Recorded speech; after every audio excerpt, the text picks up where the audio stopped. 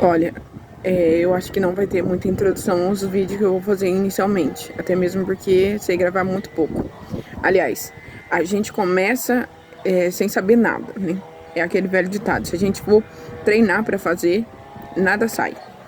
É, sempre há um tempo já eu quero gravar vídeo todos os dias, fazer como se fosse um diário. Isso há mais de 2 anos. Mas no máximo que eu consegui foi uns 5 vídeos num outro canal que eu quase não tenho acesso. Por, porque eu perdi a senha, porque eu perdi o e-mail e não consegui recuperar até então. Sou fraca de internet ainda, tenho que estudar mais um pouco sobre essas coisas. Mas enfim, eu sempre penso em gravar vídeos sobre um site que eu tenho. Passa 2 minutos, eu já não lembro mais. Aí penso em gravar vídeos sobre um assunto. 2 minutos, já não lembro mais. Se eu escrevo, é raro eu voltar lá pra ver. Então é muito, assim, é muito passageiro tudo na nossa mente. Eu me decepcionei com a igreja, com as denominações em si, né, as religiões, há muito tempo atrás, quando meu filho ainda era criança. Hoje vai fazer 18 anos em setembro.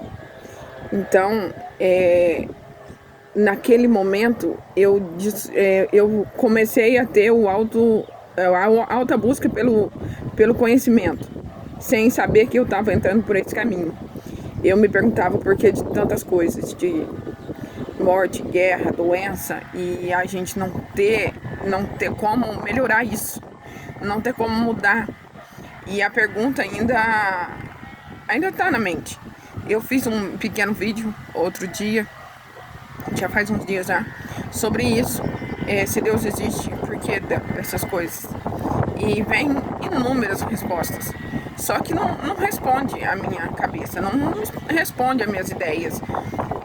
Por exemplo, por que existe estupro? Por que crianças inocentes têm que passar por isso? Eu cheguei a pensar que podemos ser almas envelhecidas, como muitos dizem, né, que a gente reencarna inúmeras vezes e a gente vem para resgate kármico, como muitos falam. Mas por que você vem pagar uma coisa que você nem sabe que fez em vidas passadas? É uma coisa ilógica. Tem muitas outras coisas que eu não consigo entender. E a questão outro dia eu vi um vídeo muito interessante do Roberto de Farias, que ele fala que existe neutrinos, eu acho que é esse o nome, que são um tipo de ondas, eu vou dizer assim, não foi assim que ele falou, mas é um tipo de onda que traz as informações e de repente dá um insight. São os neutrinos passando pela gente, são trilhões de neutrinos, se eu não me engano é esse o nome. Eu vou dar uma pesquisada de novo, vou ver o vídeo dele de novo para entender. Mas enfim, por um lado eu acredito nesse negócio que ele falou, porque, por exemplo, dá um insight, eu vou gravar vídeo sobre isso, né? Tem um insight naquele momento. São coisas de segundo, eu já esqueço. Nossa, que é mesmo que eu tava pensando? Tipo, às vezes eu penso de manhã, vou gravar vídeo sobre isso. Depois some, nem me lembro mais. Então, a gente não vem com manual de instruções, nem os pais têm um manual de instruções dos filhos, né? E a gente vai buscar na vida o nosso próprio manual, a nossa própria vida, construir ela. Só que você recebe muitas críticas de todos os lados. Do pai, da mãe, dos amigos, dos irmãos e todo mundo querendo dar opinião na sua vida. Se você não... muitos falam assim, mas não diz o que você vai fazer, não fala. Se você não falar, não fixa na mente. E tipo assim, é uma coisa de doido. Como você não pode contar com alguém pra te dar um conselho, pra te dar um impulso. Todo mundo tem inveja. Não, gente, é uma coisa assim. Como sobreviver em meio ao caos? Porque na verdade é um caos. Aí é aquela questão assim também. Por que Deus fez o bem e o mal? Isso está escrito na Bíblia. Eu não leio muito a Bíblia, não. Eu li muito pouco a Bíblia quando ainda era lá na adolescência, quando meu pai obrigava a gente a ler a Bíblia, mas a gente não entendia nada daquilo. E nessa busca, nessas perguntas para Deus, para o universo, que eu prefiro chamar de universo hoje, mas vem muito latente Deus, já que a gente foi criado nessa coisa de Deus, né? Então, assim, se Deus fez o bem e o mal e tem lados opostos, então a gente tem que entender que o mal está aqui por algum propósito. Tem um livro, Conversando com Deus, que eu não vou me lembrar o autor agora, que o autor pergunta para Deus lá no momento dele que ele está conversando com Deus, por que, né, dessas coisas tudo. E aí Deus responde para ele: se não passares pelo inferno, não saberá o que é os céus. Só que não tem como você procurar o céu, porque, por exemplo, a religião explica que o céu é um lugar além da vida, depois da morte. Você vai para o céu ou para o inferno. Algumas pessoas espiritualistas falam que o céu e o inferno é aqui na Terra mesmo, é o seu estado de espírito. Eu estou passando a acreditar nisso. Momentos você está no céu, momentos você está no inferno.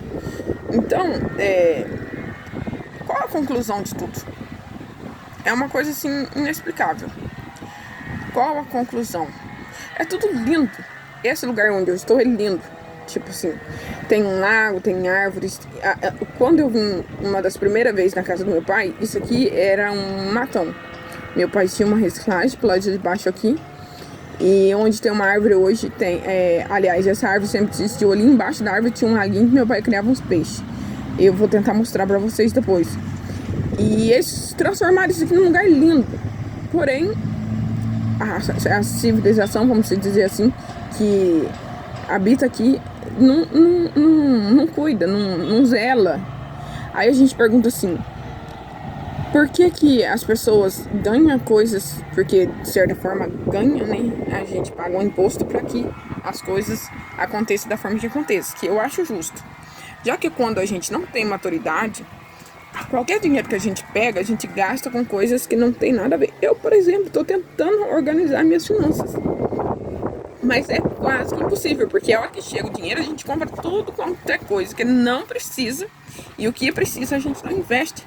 Parece que é algo maior que a gente, que vai lá e bagunça tudo. Fala, tipo, ó, como se a gente estivesse num parquinho e montando um belo de um brinquedo, e vai um lá e dá um chute e desmancha tudo. É mais ou menos isso que eu tenho a noção da vida hoje. Eu assisti Matrix, eu nem me lembro mais direito o que passa na Matrix. Mas alguns vídeos pipocando que a gente vê na internet, no YouTube, no Facebook, é uma coisa assim, parece que tem algo maior que faz com que a gente tenha que ter forças para alcançar algo que a gente quer. Não é tão fácil, não. Aí vem a tal, o pensamento cria realidade. Desde quando eu cheguei em Campinas, eu vim de Ribeirão Preto, é uma maluquice. Tipo assim, eu nasci em Campinas, meu pai me criou em Minas, daí eu resolvi me separar. Na verdade, eu saí de casa e depois de um tempo que eu tava fora de casa, eu resolvi que não voltaria mais. Então eu não saí de casa separada, eu não separei do meu ex-marido e depois e fui embora, não. Eu saí para trabalhar, eu precisava ter uma nova vida.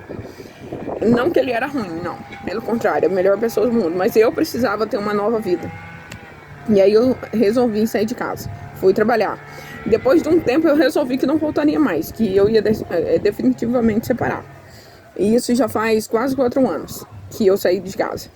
Então, aí quando eu saí de casa em Minas, que aí eu já estava casado, meu pai já tinha voltado para Campinas há um bom tempo.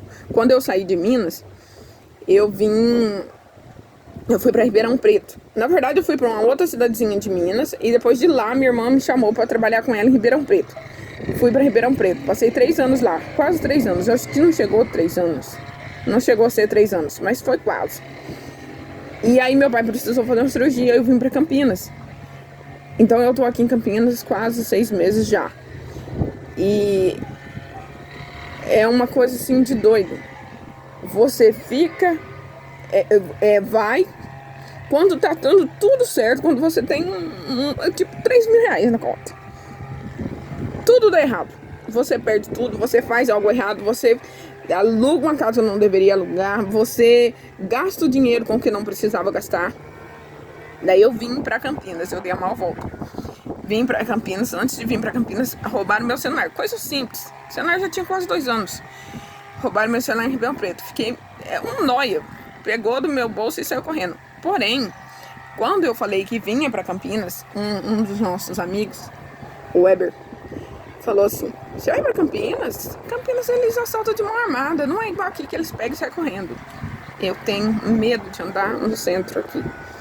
Por essa questão, eu tenho medo de andar de moto. Então, o que acontece? Por questões de trauma, sei lá, nem sei se é um trauma de verdade, eu tenho que tirar isso da minha cabeça. Mas enfim, eu faço um filme de terror quase todos os dias.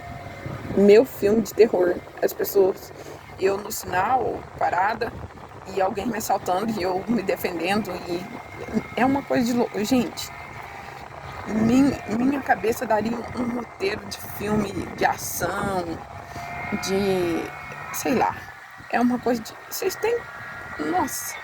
Aí eu fico pensando assim, será que todo mundo tem esses pensamentos como eu? Será que todo mundo tem essa bagunça na cabeça? Será que as pessoas são normais e eu sou a única maluca? Por um tempo, há um tempo atrás também, eu descobri lá o TDAH, no Faustão. Isso lá em Minas ainda, quando os meninos eram pequenos. Eu falei, nossa, eu tenho isso.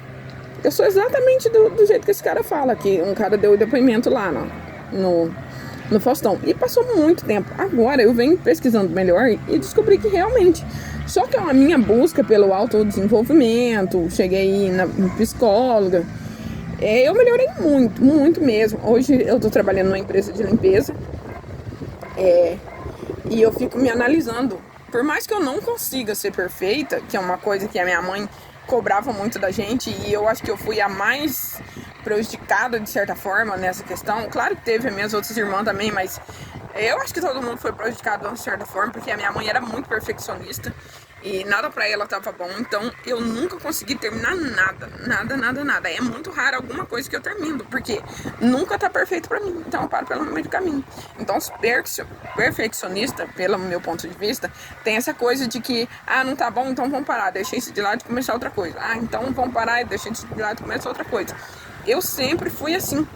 E faz quase 2 meses que eu tô nesse trabalho. Eu percebi uma grande diferença, né, em mim, de quando eu era antes, que eu já trabalhei registrada, pra agora. Tem umas diferenças. Claro que tem dia que dá vontade de jogar tudo pro alto e sair e falar, nossa. Aliás, esse vídeo era pra ter começado falando, é uma coisa que nem eu falei pra vocês, a gente esquece, eu esqueço o tempo todo do que eu vou fazer. Mas, na verdade, eu tinha saído do parque pra falar sobre... a gente trabalha, tipo, eu saio 5h30 de casa, eu pego o ônibus 5h30. Eu vou chegar no serviço 7h30, 7:45. Agora eu tenho que chegar lá todo dia 7:45, porque é o horário de entrar. Antes era 8 horas, agora é 7:45. Aí eu saio do serviço 5:45 da tarde. Eu venho chegar na minha casa 7h30 da noite. E não tem o que faça para que eu chegue mais cedo. Tudo que a gente dá um jeito de fazer, dá um jeito de dar errado e vem, chega essa hora ou mais tarde, Então, tipo assim, como que eu vou fazer uma academia? Não tem como. Não tem lógica. A hora que a gente chega já tá muito cansado. Se sair do trabalho e passar na academia, tipo, você já suou o dia inteiro.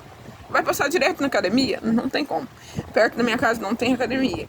Então, aí as pessoas falam assim, mas é história.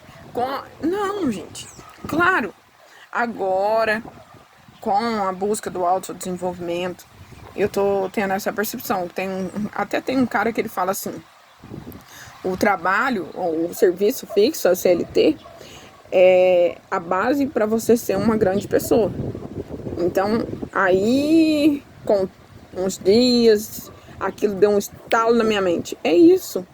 Eu não vou ter o que eu quero agora.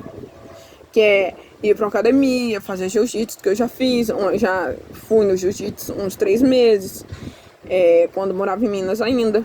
Então, no momento, você tem que escolher. Ou você tem uma vida saudável e sociável, ou você tem emprego. Só que, se você não tiver emprego, você não tem a vida saudável e sociável. Se você não tiver a vida saudável e sociável, você tem emprego. Tipo assim, é uma escolha. Ou você trabalha, ou você tem uma vida sociável. Só que não tem como ter. Não tem. É como se fosse um copo cheio d'água. Se você não tirar água, você não pode pôr leite. E é assim a vida, por enquanto. Então, futuramente, eu terei 2 copos cheios. Um de água e um de leite. Por quê? Vou fazer uma grande base agora. Pretendo fazer uma grande base para que eu tenha essa vida. O meu sonho é ser palestrante. Falar sobre isso, sobre os pais. Na verdade, é outra coisa que eu venho tentando fazer vídeo sobre isso, que os nossos pais, por não ter tido uma vida boa na infância, eles tentou fazer pra gente aquilo melhor do que eles teve. E isso sucessivamente. Eu já sou uma mãe meio desgarrada. Eu não pensei sobre isso, não. Eu não pensei em dar uma vida melhor. Claro, em ensinar os meus filhos melhor. Na época, eu já pensava assim, mas eu nem sabia por que eu pensaria assim. Porque eu pensava assim, eu já tinha a cabeça um pouco diferente. Por mais que as minhas loucuras eram muito loucas. Eu era uma pessoa bem distraída, bem... Enfim. Mas falar sobre isso, tipo, mães, pais, não dê tudo pro seu filho. Olha, filho de pobre tem mais regalia do que filho de rico. Olha, não pode. O filho do pobre, ele levanta, ele não escova os dentes, ele não lava o rosto, ele vai direto pra mesa, pega um pão, pega alguma coisa, come no sofá, sentado assistindo TV. Ele não arruma a cama que ele dorme, ele não lava o sapato que ele calça. Ele não faz nada. Nada. Aí vai crescendo, a mãe fala assim, porque os ricos? Porque os ricos têm de tudo? Porque eu... Não, gente, não é assim que funciona. A gente tem que estudar quem já é rico. A gente tem que estudar como eles chegaram lá, porque 90% das pessoas que são ricos hoje saiu da pobreza. E quando eles chegam lá no alto, os pobres ficam criticando eles. Sabedoria. A gente tem que ir atrás de sabedoria. Saber é tudo. Tudo na nossa vida. E isso é irrenegável. Mas não é a escola que tem que ensinar. Não é a sociedade. É dentro de casa. Se você tiver noção de que você não tem que tratar o teu filho como um coitadinho da vida, que nasceu numa família pobre, num lugar pobre, na favela. Enquanto você estiver tratando o seu filho dessa forma, ele vai crescer e assim ele vai tratar os seus filhos. A semente, ela já não vem como uma árvore. Ela vem um grãozinho. Ela não vai criticar a árvore que já tem lá 100 anos. Porque como ela chegou lá? Porque ela roubou de outros. Não, gente. Ela simplesmente ou caiu ali pela força da natureza, ou alguém plantou, e lá ela virou uma árvore. A semente não tem que ter inveja da árvore, porque um dia ela pode se tornar como uma árvore. A macieira vai dar maçã. A laranjeira vai dar laranja. E assim por diante. Todas serão árvores. Todas as plantas é o que é. E a gente tem que ser o que a gente veio para ser. Independente do que os outros acham. Põe a sua cara a tapa e vai. Se eu digo assim, pode ser até contraditório o que eu vou falar. Mas se Deus fez o bem ou o mal, então tem que existir pessoas ruins. E tá tudo bem. Claro que de vez em quando na minha cabeça não é assim que funciona. Mas tá tudo bem. Se você for pensar que Deus fez o bem e o mal, quem é nós para ir contra Deus? Tá vendo como que é muito contraditória a minha mente? É contraditório. A vida é uma contradição sem fim. Gente, eu tenho muito mais pra falar, mas aqui já tá dando 19 minutos. E eu tô muito feliz de ter conseguido gravar esse vídeo hoje. E do começo pra agora foi uma grande evolução. Eu já vi que eu já me dou melhor com a câmera agora. É muito gostoso. Vou tentar mostrar pra vocês. Provavelmente esse vídeo vai sair com barulho de vento, porque aqui tá um vento maravilhoso. Maravilhoso. Eu espero que quando vocês for assistir o vídeo, o vento não atrapalhe, mas tá muito gostoso. Mas nada atrapalha. Eu ainda parto do princípio que se Deus é Deus e fez tudo, na sua mais perfeita ordem, eu vou ser o bem e seja o mal quem quiser ser o mal. E eu vou estar do lado de cá e eles vão estar do lado de lá. E com o tempo a minha cabeça vai por fim a esse grande conflito que eu vivo, que é esse filme de terror que eu vivo sobre o assalto, que comigo não foi nem tão catastrófico assim. Vou mostrar pra vocês aqui como que é a praça. Ó.